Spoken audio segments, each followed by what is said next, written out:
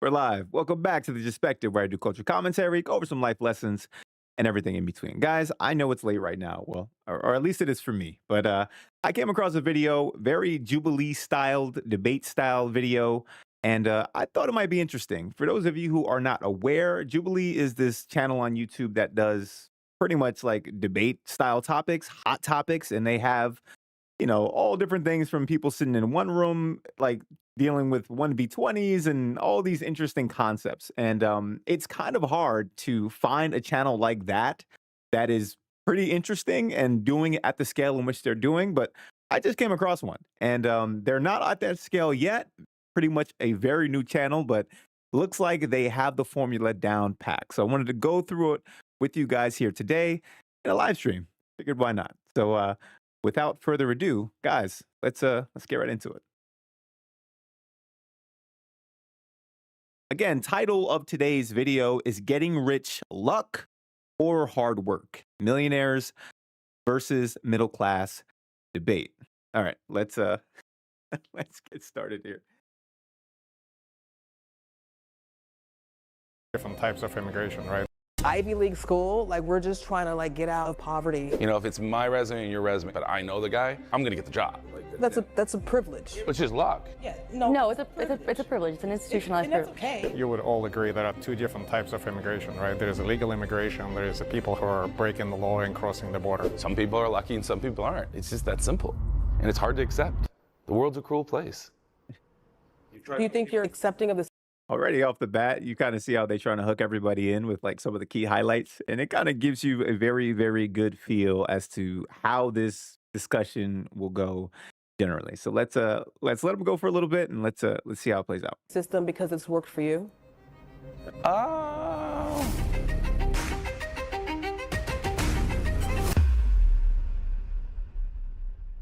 There are institutional and systemic barriers that prevent some people from becoming successful.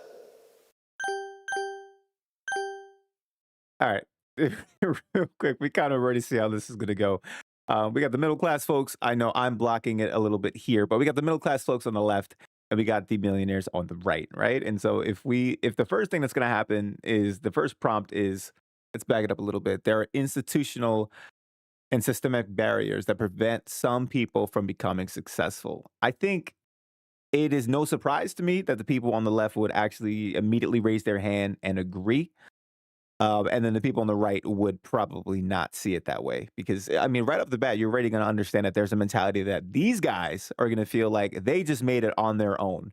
And there is nothing about the system that could have, I guess there's nothing about the system that gave them the leg up that they have, or there's nothing preventing them from doing what they could have because they in fact did it, right? So they're never going to feel like it. Well, they're never going to feel like I couldn't do it or it couldn't be done because they did it, right? And I understand that. On the flip side, these guys are probably a little bit more like, again, they're not millionaires. So they probably feel that there are certain things about the system and the world and certain elements of privilege that would prevent you from becoming a millionaire. And I will get more into that in a second, because I probably will agree with a lot of what they're saying, but not all. Let's let them talk, and we'll get a little bit more into it. I don't know if anyone that has millions of dollars has ever ridden a bus, but you don't understand that your day would be 4 hours to get somewhere back and forth as opposed to a 20-minute drive.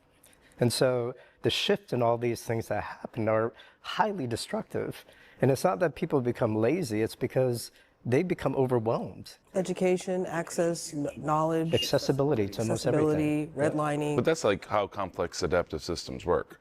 The number one determinant of outcomes is your initial conditions. Like that's biology. That's how complexity systems, that's how the universe is designed. Right. So, it just is what it is. Like, that's how the nature of the fabric of biology is. And so, we can sit here and complain how it's not equal, but that's just how it is. Like, of course, it would be a utopian society where everybody, but then we could have that if we had, like, imagine we had unlimited energy, right? Because money is just stored energy, right? Like, that's all. You go to work, you expend your energy, they give you dollars, right? And that's where the real Land the plane, my guy. Land the plane. disconnect is you're getting dollars in exchange for your energy, but then the dollar is losing its value and you don't know how to offset that, so then everything gets a little bit harder. And more energy you put out. And so, but all my point is on this is like, there's for sure barriers. Like if you're in a club, you know the right people, your network is your net worth. I mean, that's just how the world works. And like, I don't really think there's any way to unwind that. I mean, it's interesting to hear. All right. I'm not gonna lie, I got a little lost of what it was that he was saying because he wasn't necessarily landing the plane, but I will agree with one thing he was saying in the beginning, or at least I believe he said it when he was talking about how we all start with a base condition, and that base condition I think is something that we have to focus on because it is very much the parents you are born to, the town you are born in and you live in, the people you grow up around, and the family that you're kind of like, you kind of just have, right? Like all these different things start as your base conditions, and they ultimately will have a major factor in your success as time goes on. Now, remember, a lot of these things aren't necessarily handcuffing you and not allowing you to do different things one way or the other, but they will very much, in fact, set the initial mindset, or at least be a major component of it that you have when you're kind of, starting out in life and very much going through it all the same. All right, let's keep it going. You say that it's a fact of biology in the universe when we know that these are man-made systems. We know that these are man-made policies. It's not that, the universe or God or our biology has determined that it's right to redline. These are man-made policies. That's not just how it is. It's how you, as someone who has been born into capitalism, has experienced the world and as like life views have been shaped. And if we're thinking also about, racialized capitalism, we're thinking about the institutionalization of white supremacy.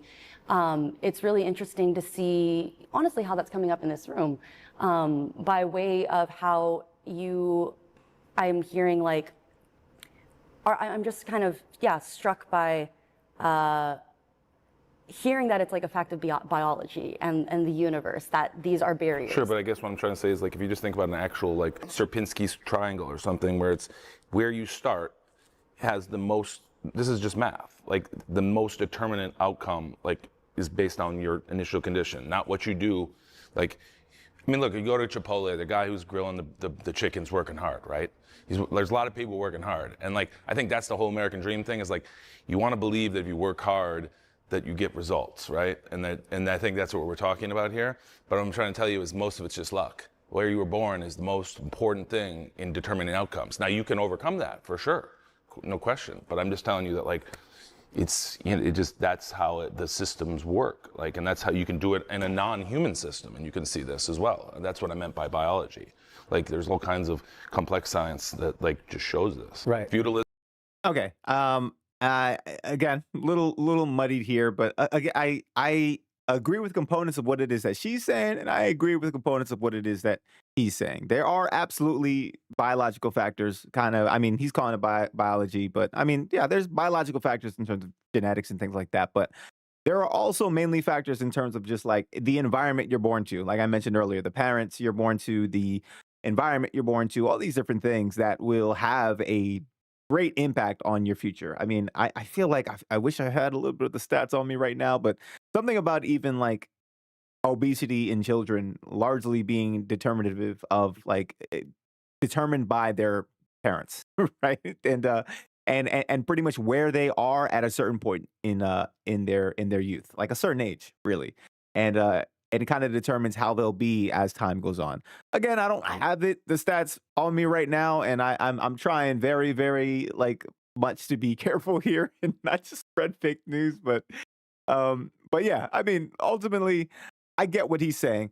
He's not necessarily off too, though, in that there are a lot of man-made systems that kind of reinforce certain things and do hinder a lot of potential mobility, but I mean, I think they're not necessarily, both of their points are not necessarily at odds with one another. They're just two pieces of the overall puzzle. All right, let's keep it going. And monarchy has been the norm throughout history. So Totally. we had an aberrational period where democracy and the people had a moment. But like I'm just saying, over the history of humans, Yep. Feudalism is what's reign. I get the history. I ask, have we not evolved enough? Are we not educated enough? Why can we not use AI to take us out of that? Because maybe that's just how humans are derived. Like the top of the pyramid, there's some certain, and a lot of the people who make it to the top are not good people. And that's You know all what I I'm mean? saying is that and people, so like, that's how do you protect against that? A sociopath can be functioning. That's my point. And I think that's the point, right? Oh, for sure. Right? I'm not disagreeing with No, that. no, and I'm not But I'm just saying disagreeing it with is you. what it is. That, I'm much more accepting that is the structure of how things Right. work. And like, we just try our best, basically. Do you think that's how it should work? I mean, How would it you like should fight work. to change that? Oh, sure. I mean, I would like it if everybody just said we're all having pina coladas and no worries, for sure. Absolutely. Like I'm a normal guy. I'm just telling you that, like, Why do I feel I'm like I might have accepting missed of, that? like, how I feel like I might have missed whatever it was that they were just saying. Let me back up a little bit here. Oh, hold on. Are we having some technical issues real quick? I just want to make sure that everything on the stream is still going according to plan. Um, okay. I think we're okay. I think we're fine. All right, we'll keep it going. I'm not disagreeing with No, that. no, and I'm not But I'm just disagreeing saying it with is you. what it is. That I'm much more accepting that is the structure of how things Right. work. And like, we just try our best, basically. Do you think that's how it should work? I mean, How would it you like should fight work. to change that? Oh, sure. I mean, I would like it if everybody just said we're all having pina coladas and no worries, for sure. Absolutely. Like I'm a normal guy. I'm just telling you that, like, I'm accepting of like how systems work versus like, and everyone try. You know, we'd be nice to other people. Do you think you're charities. accepting of the system because it's worked for you? All right, I think that was a good question, and I'm sorry. I'm trying to follow along here, but sometimes it's a little muddled with how they are approaching the topics. But I think one of the things to keep in mind is the millionaire dude is not necessarily wrong when he's talking about how things should be, but he believes that things are. But I think that last question that Christina here asked is very important. Let me just bring it back a little bit, just to have her ask it again, and then we'll answer it ourselves. Pina coladas and no worries, for sure. Absolutely. Like I'm a normal guy. I'm just telling you that, like, I'm accepting of like how systems work versus like, and everyone try. You know, we'd be nice to other people. Do you think you're charities. accepting of the system because it's worked for you? Am I accepting of the system because it's worked for me? I don't know if it's worked for me. I mean, there's been things that have not. I mean, you could admit that it's worked for you, my guy. It's perfectly fine to admit that. I mean, it's everything up to this point. He's been talking about how it was like there's certain things just are, and he's not necessarily trying to say whether it's right one way or the other, but like you could say the way it is has worked for you because it has. There's nothing wrong with that. I mean, it's like just it's fine. Give a little win every now and again. Let's keep it going. Gone right in my life, but no, I'm just accepting because I'm kind of a philosopher, science person. Like, I just look at how things are and look at history. I mean, yeah, sure. I mean, I've had a nice life, so I guess I'm just more.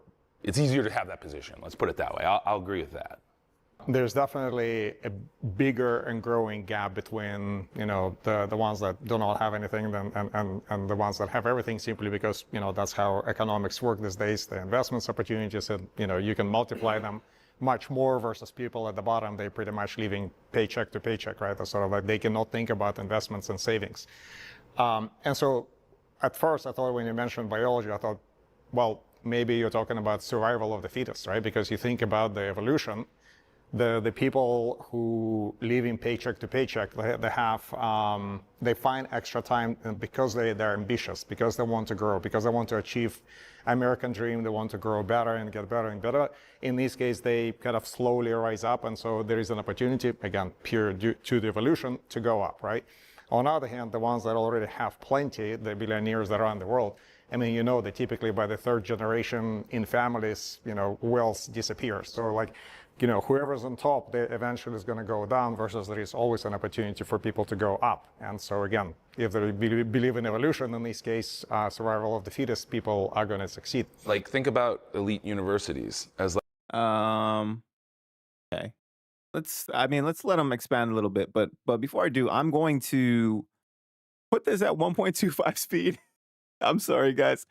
I just generally feel like everyone is talking very, very slow, but that's because I'm always listening to things at 1.25 speed, so I'm a little bit more used to that, and I start to feel crazy, like everyone's talking extremely slow. So you let me know if when I speed it up just a little bit, it's bad, and I have no problem bringing it back down to regular speed. So we're gonna bring it to 1.25, and we're gonna continue forward. All right.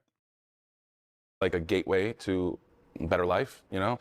And I have lots of friends who went to Ivy League schools that didn't, let's just say they went to got in, they didn't have from the right family, their family their father went there or something. And they're moving that away. They're starting to remove that at Stanford and the other schools to give more opportunities to other people, which is a step in the right direction, right? To your point, like we can do things. But those schools are 100,000 a year, like USC or something, and so the opportunity still isn't there. You know, whatever it is that they're doing, right? I think it goes just way deeper than that. I think that the limitations that are put on us are a result of choices before. It's a very slow and patient game. I mean, the people from the Reagan administration and the war on drugs that took the fathers out the homes, that made the moms single parents, who had the kids on the streets, like we're treading just to trying to keep up, so many systematic things have been put in place that affect us years later. That Ivy League school, like we're just trying to like get out of poverty, or we're just trying to graduate school. I just think it's a slow, intentional on how they put these barriers in, and we are fighting the results of that. Okay, there we go. All right, I was trying to see when someone was gonna get to it, and she got to it because I think this is kind of what we're kind of seeing here, guys, is the main dynamic of what it is that I thought we would probably wind up seeing. Is that what you have is that the people who are the middle class on the left have a little bit more knowledge in reference to some of the intentional and systemic measures that were put into place that would have prevented people from moving up, whether they have been malicious or whether they have been, just straight up, they didn't perceive it to be that way. There are certain things that were put in place that did not allow certain people to get in positions of power or at least move up, right? We can say that much. But at the same time, you then have the people on the right who may acknowledge it. Some of them don't actually, but they may acknowledge it, but then they also understand that, well, regardless, I am where I am because given the hand I was dealt, made the necessary moves to try to advance and improve my position. And this is why I think both sides this is where I think both sides can try to find the common ground, because my general, like, when I stop and think about it personally, I tend to feel more where the people on the left are coming from. Because it's like once you start to learn about these things, you might feel upset, right? Like understanding that, hey, like there was actually things put in place to stop maybe people of color from advancing, or, owning homes at one point in the history of this country. And then you just start to think like, all right, but like if that's not happening right now, and it might have happened to my grandparents or the people before me, which has an effect on my life now through the downstream cause and effect, right? But I can't sit there and I can't stay in that mindset all day, right? And this is kind of where I go back a little bit to where the other guys are, the millionaire mindset guys are, because you just ultimately can't sit there. Like I understand how you might feel. I understand that it is unfair in some cases when you look back at history and see how these things happen, but we are where we are right now. And you do have the hand you're dealt, whether it be a good one, a bad one, or, one that has a mix of both. At some point, you got to try to make a move and better yourself. And you can't continuously blame it on the past, even though you can acknowledge that the past had a heavy hand in where you are right now. All right, let's keep it going. So I can't even think about Ivy League school. It's, I was just giving it as an example of like Right. trying to make it where there's more opportunity, because that is a place where then it can give you more opportunity. And that's just one example. I mean, in general, the people if they're people who have power, or like it's easier to go up knowing somebody versus here's my resume. If it's my resume and your resume, the same thing, right? We have the exact same resume, but I know the guy, I'm gonna get the job. Like if it's just same, and like that's just what I'm trying to say is that like the net. That's a privilege. Right. It's just luck. Yeah, No, it's a privilege. It's an institutionalized and that's privilege. okay. There's nothing wrong with Privilege is luck. Yeah. I mean, you didn't deserve anything. Isn't that what privilege is? Like you're saying you didn't deserve to have that advantage in essence? I just think of it as luck.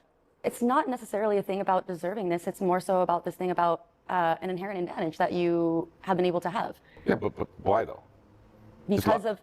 Because of us operating in systemic and institutional barriers. A system that kept you. Yeah, you see, this is kind of like this is one of those like talking past each other kind of things. Well, not necessarily talking past it because like I see what the millionaire guy doing, right? He's basically like trying to put it back at the base level, and he's just like, well, at the end of the day, I'm just lucky because regardless of the systematic advantage that I was given, I was born as me, as a person who just so happens to have the systematic advantage. So it's almost like he's putting it in a way that is very very reductionist, right? Like he can effectively just say, like, yeah, all the things that you're saying, I can grant you that.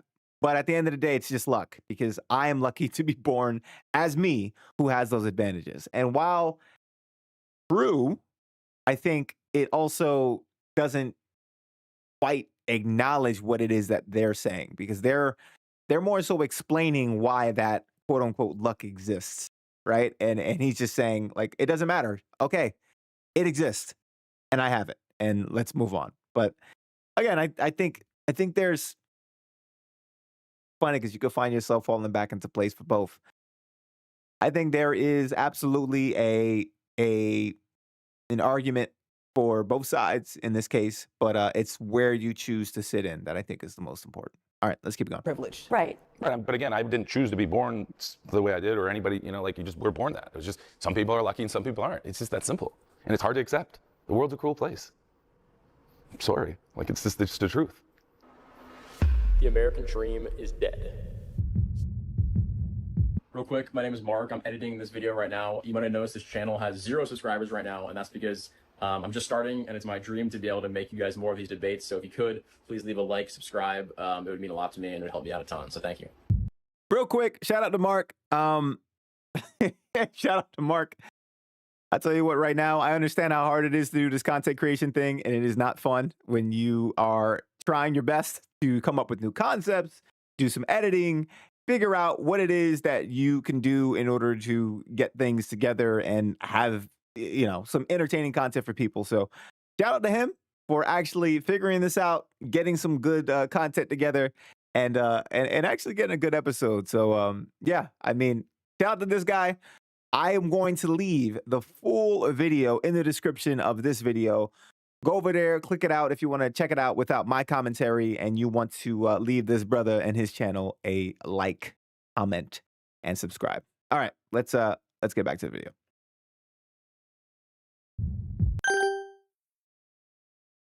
If you look at the numbers, America is still the number one country for accepting immigrants in the world. Let me back up a little bit. It would mean a lot Doing to me. too much yapping. My bad, guys. If you look at the numbers, America is still the number one country for accepting immigrants in the world. You know, more people are trying to come here than anywhere else in the world. Okay, all right, my bad. Sorry. Just in case you missed it, because I missed it twice. The prompt is the American dream dead? All right, so we have agreed, disagree. Oh, I'm actually a little surprised here. We got a mix. We got a mix of folks thinking different things. Let's see where they fall out on this one. If you look at the numbers, America is still the number one country for accepting immigrants in the world. You know, more people are trying to come here than anywhere else in the world. And, you know, perhaps to them, that's because the American dream, you know, is still alive. Are we not currently trying to dismantle that dream? I mean, the very thing that we're watching on TV is... No, definitely not. That's totally different. It's not? That's completely different. Yeah, well, the immigration, I mean, it just seems like immigration. You would all agree there are two different types of immigration, right? There's illegal immigration, there's the people who are breaking the law and crossing the border. Oh, here we I grew go. up in a country where if you cross the border illegally, you're pretty much immediately shot. So you try to actually leave the country, where if you leave the country, you're going to be immediately shot. So like that kind of thing did not exist. And so I know, again, me and many of my friends, we all kind of like went through quite significant amount of effort to come here legally. Apply for visas, wait for not the asylum. Some people came for the asylum as they were persecuted recently in Russia. But there's legal immigration, sort of like that's what I completely support. And of course, any country actually would benefit from it. And America significantly benefits from it. Japan, for example, significantly doesn't benefit from it, if that's the right expression. They barely allow any immigration whatsoever. And as a result, the country is declining. But here, illegal immigration is plentiful, but illegal is, I totally do not support that. It's interesting seeing the perspective All right, I don't, like, okay, I'm not. What am I trying to say here? I'm trying to think if his response and everything that just happened right there was on topic in reference to do we think the American dream is dead? And I think the other guy was trying to say he believes it is alive because people still want to come here and live the American dream. And then the other guy was saying, I think it's not necessarily alive. And I mean, the other guy, I mean, this brother right here. As you see some of the efforts of the Trump administration trying to tear down certain things before our eyes, right? And then they go on this whole, legal versus illegal. Okay, I'm not going to do that topic right now. I think we could do it for another video. But um, I guess let me just answer the prompt. Do I? Let me. Sorry, guys. Let me blow up the screen here real quick. Let me answer the prompt. Um, all right. So let me answer the question real quick. Do I believe the American dream is dead? I would say no. I don't think it's dead. I think in a lot of ways the American dream is here to stay. It's just not as easily attainable as it once was. I think when we think of American dream, we think of the house, dog, the white picket fence. You get a significant other and like two kids, right? And maybe more.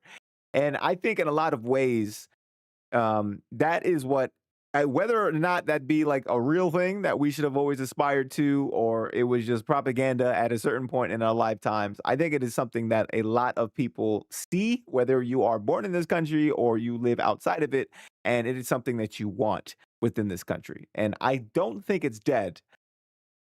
But I think it is a lot harder to attain nowadays. I mean, when you start to look at what is like the average, when you look at what is the average home price and what is the median income in this country, and you realize that, like, oh, like most people ain't gonna be able to get houses right now, right? I saw this stat. I think it was today. It was oh man, I forgot what it was called, but effectively it'd be like the average time it would take for someone with the median income to save up to buy a home.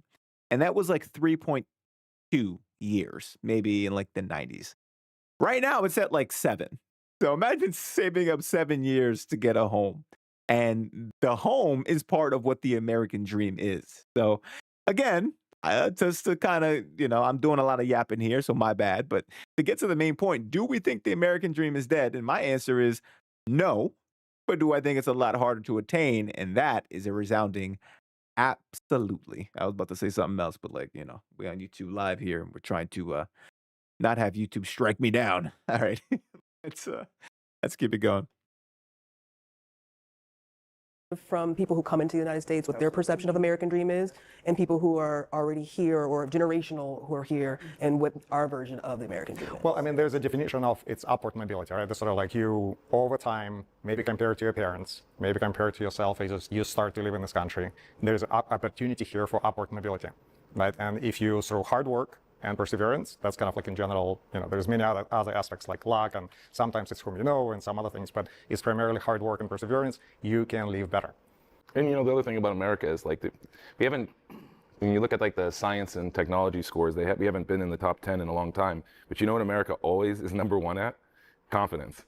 And I've been an entrepreneur since I was 27, and like that's really what it takes. You just have to be confident. You just have to go out and take risk. And Americans are still the best at that. Like there's no one in the world I'll put up against the risk taking, the confidence to go do stuff and create stuff than Americans. Like we're not the most educated. Like there's lots of problems, but time and time again, Americans they play to win. And I don't know. I mean, like there was the declines, and it's easy to be negative, and like especially right now, I can feel it and I understand. But it's like I don't know. There's something about it where the people believe here. They still believe, and like their belief is being challenged. There's no question, but people still believe, and there are opportunities without question. There's just more. I just think it's just more people. There's more competition than there's just a lot more people than there were 30 years ago. But I also Okay. I will generally agree with his sentiment in reference to the culture in America to have like the highest confidence in the world. And it's actually hilarious sometimes because like we do have that confidence, and sometimes I feel like it is truly unearned confidence, but to his point, sometimes it probably doesn't matter as much. Because you could be the smartest in the world. You could be you could be the top of the charts of all these things. But if you just don't have no execution, like it doesn't matter. You get to be all of these things and without any follow through. And I think the thing that gives you follow through is a bit of confidence and a bit of, I don't know. Sometimes it's a bit of delusion, but I think it's a bit of delusion too. But us Americans, we have it. So I won't disagree with him on that. I will not disagree with him on that. All right, let's keep it going. Also feel that our arrogance sometimes, I mean, our confidence goes to arrogance. And the arrogance is something that can become a little bit offensive. And so Americans are kind of pushing in a way that, I don't know, it's almost like stepping on toes at some point. Yeah, but I think, like, I lived in Italy half the year for 13 years, and like the arrogance, and I have lots of European friends, the arrogance there is very different. It's an entitled arrogance. There's a little of it now, but it's like, I'm just meaning that like people are willing to go after it. That's what I mean by confidence. I appreciate that, and I do get that. Yes, I do. Yeah, it's like I'm not gonna sit here and rake too much on this guy here because I actually agree with a lot of what he said throughout the course of this video. This guy said some things. This guy, I you know just can't really find myself agreeing with much of anything that he's saying. But this guy, I agree with that. To his point, that confidence may come off as arrogance at times, but like that's that's the risk you take sometimes, just putting yourself out there and doing it confidently. Some people will perceive it as arrogance, and some people will perceive it as confidence. And so long as you perceive it as confidence and you are, you have a proper gauge of where you actually are, I think it more or less benefits you than it harms you. So yeah, and when you use that, when you are going forward and trying your best to excel and have some upward mobility within this country, then perhaps you too can live the American dream. All right, let's keep it going. I think there's a large population of Americans who are not privileged with the opportunity to have arrogance because what they are dealt with is survival, and there's never an opportunity to get on level ground to even start to have the arrogance. Generationally, we're trying to put ourselves in a position so we can be a part of the race. So when I say it's your perception of what American dream is, for one population, American dream may be the whole family coming together and getting one house, or getting out of poverty, or adding to your portfolio. I just think it's really based off of the experience, the vision, the experience, and what you've had access to even know what's possible. So, she's not wrong. She's not wrong there. In a lot of ways, when you talk about a little bit. My bad. She's not wrong in a lot of ways when you talk about the baseline for which you perceive things, which you perceive the world, which you perceive what is possible. This will largely, as stated in the beginning, come from the upbringing and the environment that you are. I mean, the environment you're born into and raised into, and then the upbringing you ultimately have, right? So these things will greatly influence your perception and how you see what is possible and what it is that you can do. And I understand what she's saying when she talks about trying to get to a place that is at least mentally that you can at least understand what that baseline is for other people who are more privileged. But again, I think it's a both and, right? You work to get there, but remember the goal should be getting there, knowing what is a good baseline, knowing what is a worthy is worthy the right word, knowing what is a good place to try to like reach for, and not get too stuck in like knowing that you don't have as much privilege as others. Because I think the acknowledgement is one thing, but you don't want to stay in the mindset, right? So you gotta, it's a weird balance. All right, let's continue. Yeah, I think as I hear all of y'all talking, there's a couple of things that I want to address. You had mentioned when you came from Russia with $1,000 in your pocket, you worked for a year and a half, you saved up some money, and were able to put down money for a house. And it's really important to acknowledge that these were really different circumstances to be able to achieve that beforehand, right? Like, we are constantly evolving. I'm thinking about, my mother who came as a Cambodian refugee after the genocide, and she was able to attain what someone could consider an American dream. I grew up, upper middle class. And even then, it's interesting because as the American dream evolves, so does what is required to maintain that evolve. It's becoming so much more difficult to maintain that dream. We know that you're so much closer to falling into houselessness than you are actually being able to move upward into being rich. I guess I raised my hand because Yeah, I agree. I agree with her wholeheartedly on that. That's kind of what I was saying earlier, where it's like the dream isn't dead, but it's a lot harder to get to and a lot easier to lose. Yeah, totally agree. as soon as I heard the word American dream, I raised to support it, not because I believe that it's dead. So my answer is completely the opposite. I grew up in the Soviet Union, and so there's no American dream. Everything is all related to whom you know, and whether you can bribe people at the right time, right? So there was like barely any upward ability unless you. In Soviet Russia, we bribe people to move forward. Shout out to Vladimir here. Shout out to Vladimir. You follow within certain families, so you make the sort of the right friends. So I came to this country just over 30 years ago for an American dream, and I'm living it. And so like over the time, with hard work, with perseverance, you know, and it's been achieved. And so many of my other Russian friends and other Europeans whom I know, the sort of Latin American people, they came and they achieved pretty much the same thing. They come, they get good education, and they come here, they get good work, and then they succeed at life. Not everybody is achieving the sort of, you know, necessarily the same level as I did, but, you know, many of them achieved more, many of them achieved a little bit less. Do you think if you arrived today, as opposed to 30 years ago, that the same thing would happen? 100%. Do you? 100%. Because Okay. I do the same thing happening still. People come here, sometimes they're already educated somewhere else, sometimes they come here for education.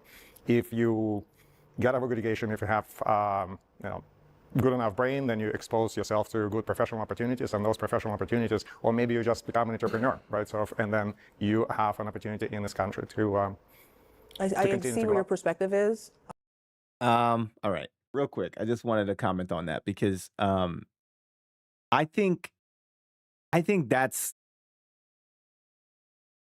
the right word. I think that's where he's a bit off. I don't want to say he's delusional there, but I feel like that's probably not where he is acknowledging the privilege that he has, right? Like in saying that, hey, you know, if I were to come here 30 years prior to this time, or 30 years prior to whenever it is that he came here, that he would have the exact same outcome. And I'm like, no, there's like really no way that you can guarantee that, right? Like you can feel that. That's the confidence, that's the arrogance that was being spoken about earlier. But like realistically, you don't really know that, right? Like because sometimes you just so happen to meet the right people, you happen to be in the right town, you happen to be, you know, in the right circle of influence that helped you and put you on to the mindset that would make you feel like you can do these things and makes you feel like you can be this person. And you know, if he happened to come like I get it from a high level thinking that like, oh no, like the opportunity's here. Realistically, you can do whatever. That's perfectly fine to feel that and think that. And I'm not going to knock him on that front, but I will say, like, you know, yeah, this is kind of where you got to acknowledge your privilege a little bit and understand that, like, it's almost like that butterfly effect. It's like, you know, someone kicks a box and like all of a sudden, like you're just homeless, right? Like, okay, that was stupid, but you get what I'm saying. Like, I don't know if you can be so sure that you would have the same exact outcome given you landing in a totally different time in a different place and just feeling like, oh, by the way, I would have had the same exact outcome and been here. You don't really know that, right? Like you just don't. You just don't. Like I feel like sometimes people don't even acknowledge that the time period we're born in right now has presented us with a entirely different set of opportunities and disadvantages at the same time than our parents and the prior generation had and the generation before that. Like all these things I think need to be acknowledged. I don't think they need to be overly dwelled upon, but like we need to at least call it out and realize that you may not always, you know, there's no guarantee that you have the outcome you have right now. I'll just say that much. All right, let's keep it going. People who come into the country don't necessarily have to deal with the systematic issues. You get to come with the privilege, so you don't have to face some of the obstacles. But I do believe that the American dream is still a thing. I think the original conception of it back in the Gilded Age, where it's like a white picket fence, that idea is dead, but it's a evolving idea. The more access that I have, the more my perception of the American dream changes. And while there is a wide wealth gap, the majority of the millionaires in the United States don't come from trust funds. They're self-made. So I think the original American dream was to dedicate 20 years of your life, 30 years of your life doing a career that you hated in hopes that one day you don't have to do it anymore. Trash, by the way. Let's, let's normalize not doing that if we can, because that is not living. All right, let's.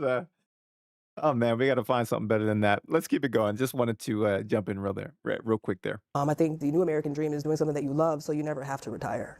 So for that reason, I believe that the American dream is evolving. There's always been systematic barriers for us. That's always been a thing. It's just kind of how we overcome that and utilize what we have today. I like her. I feel like I haven't heard much that she said throughout this conversation that I disagreed with, and even that part too. I wholeheartedly. Oh, hold on. Let's get the bigger screen here going for you guys. Um, that end part right there, I really do agree with her on in reference to us trying to change what it is that we perceive now as an American dream. Like that concept of sitting around for 20. Let's go with the bigger screen. My bad. Um, sorry guys, it's been a while since I did a live stream, but no, I mean, listen, that whole concept that she's talking about in reference to like what it used to be, like staying at a job for 20 years, looking towards and forward to that retirement, so that way you can then start living life. It's kind of ridiculous. We're now at the point where it's just like let's find a way to enjoy life in the moments where we want to enjoy it, right? And that way, like I'm not looking forward to retirement. I don't have to retire if I don't want to. Like I could say I'm gonna start doing something else now. I'm gonna put a lot of my energy and focus towards, traveling or whatever it might be, but not this like the goal is 30 years from now when I am older and I am like beyond my current, youth, right? So I agree with her on that. I don't really have any disagreements about most of what she said throughout the course of this episode. So shout out to her. I don't want to mess up her name. I've seen it. I think it's Christine. If I'm wrong, my apologies. I will correct it if I see it said again in a little bit. But shout out to her. She has some pretty good things to say this episode. Let's keep it going. You have to use a historical perspective, right?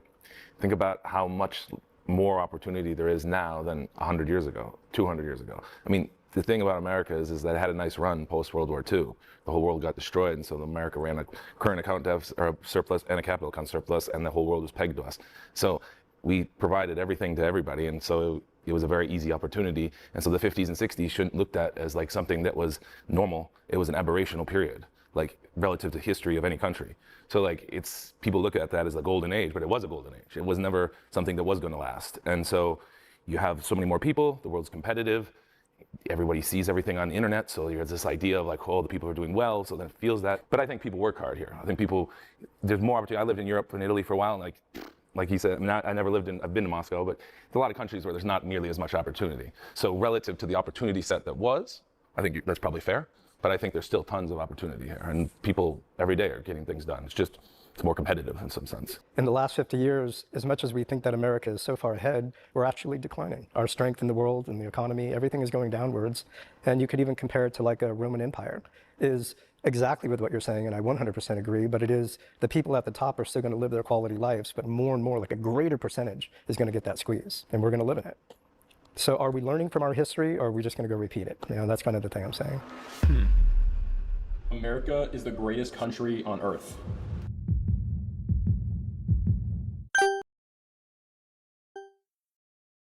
Okay. I wanted to see how this one played out, and I was trying to make sure I paused it just so we can get a glimpse of what it is that they're saying. America is the greatest country on earth. I mean, listen, I live here. This is my home country. I'm gonna feel that way, and it is what it is. I'm not even that well traveled, so I'm not gonna sit right here and pretend like I know of another place that is better. I don't know that. So this is my home country. This is all I really know. So from a point of reference, I would answer the question and say, yeah, it is. but I'm gonna just say that because I mean I kind of have to, right? Like I'm not gonna play myself here and act like I know any other country besides this one. So let's see what they have to say about it, and let's wrap up soon. My perspective is because this is my people's land. I come from the Shawnee and Apache tribe between Kansas City and Oklahoma. This land is rich. This is the original Egypt. So to me, because my roots run deep here, this is the most place that I feel home.